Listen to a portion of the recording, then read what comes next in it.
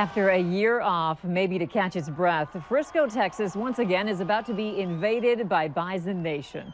Thousands of fans would love to be able to race onto the field once again after an NDSU victory, or simply cheer after watching pregame coverage and the game from the comforts of their home.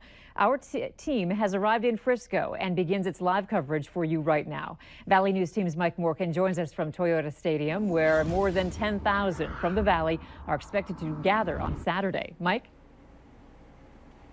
Hello, Andrea, and hello to everyone back in the Red River Valley. They've got the lights on for us tonight at Toyota Stadium, a sign maybe to welcome us and maybe even to warm us up a little bit. It is a crisp 35 degrees currently here in Frisco, Texas. You know, one thing that you can count on when you come to Frisco is that there's going to be something new here. Something either has been built or is being built. Such is the case behind me in the southern part of the stadium, where they're building a Soccer Hall of Fame. A Soccer Hall of Fame plus more. And it's all to make your next trip to the stadium that much more enjoyable.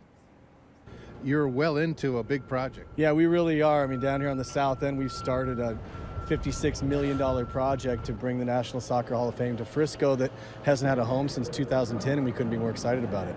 What do you think is going to happen with this stadium once it's done? Well, I think it's just going to elevate this experience. I mean, what we're building down here is going to be a high-end, high-level experience for fans, not only for the soccer games that we have on a regular basis, but also for the FCS championship game. I mean, it's just going to, once this is done in October of next year, anything that's happening after that is just going to be an incredible experience. How are things going?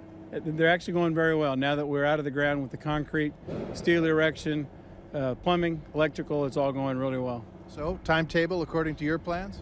We're still looking at significant completion in about the middle of July. What kind of shape is the stadium in right now? I see that they're going to have to do a little bit of painting, but how is it? A couple of years ago, there was some issues with the grass. The grass has been fantastic. You know, we've got probably one of the best grounds crews here in the entire country. The weather has been a little bit challenging for the last couple of weeks, but I think it's going to be beautiful for the game come on Saturday. There are a lot of folks back home who are still below zero trying to stomach through that. You've been around here quite some time. How's 30, 40 degree temperatures for you? Miserable. Sorry, it's miserable. But we also, when it's 100, 105, when a lot of other places in the country are shut down, that's kind of when we hit our stride. I want to explain to you a little bit about what's going on with this Soccer Hall of Fame. You see the FC Dallas behind me? Those are 3,300 plus new seats that have been installed here in the stadium. In fact, those seats will be used on Saturday, probably by many Bison fans who come to watch the championship game. Right behind there, up on top there, is the middle level, the lower concourse of this new facility. And what's going to be there is an area where they can serve liquor. But behind that will be two new locker rooms that are capable of housing 100 athletes each, and then there'll also be room for athletic trainers and coaches' offices. And then, of course, the upper level will be the all-new Soccer Hall of Fame. We're also told that next October, when they open it up, there may be a new induction to the Soccer Hall of Fame, and the rumors have already started about who that might be. We heard today it could possibly be David Beckham, which would be very exciting. We hope you stick with us. We've got a lot of more stories from Frisco to show you over the next several days,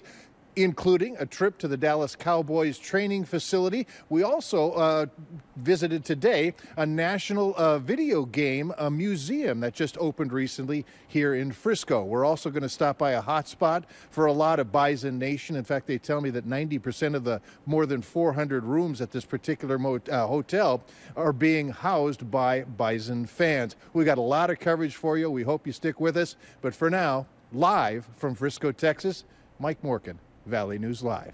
All right, thank you, Mike. Lots of good stuff coming out of Frisco. And just to give you an idea of how much the city has grown, when the Bison won its most recent championship in January of 2016, the population in Frisco was over 150,000. In the last 2 years, it has grown by almost 19,000. Be sure to stick around because we've got more from Frisco, as Mike mentioned, coming up later in sports.